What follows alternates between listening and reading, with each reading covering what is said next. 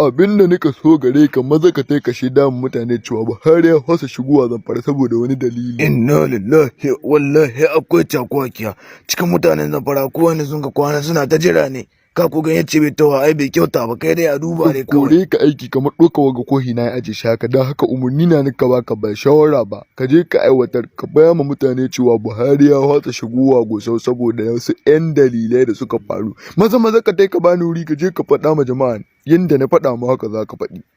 Kada ka yi ƙari kada ka yi rage. Oh ya kamata a duba ma bayan Allah. Imi hiru da wani kai naka a bayan mota wallahi ina magana kana magana ko sai ka rushe albashin kana wata uku in baka yanna ba wannan umarni na daga sama kuma dole a aiwatar da shi yanzu. Ai hankuri ranka ya dade. Maza ta yi ka faɗa musu.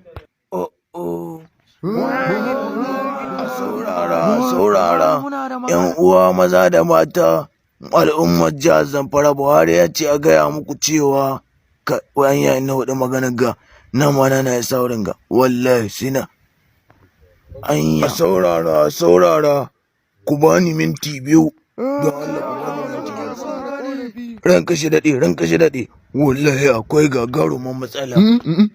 Wace irin matsala kuma?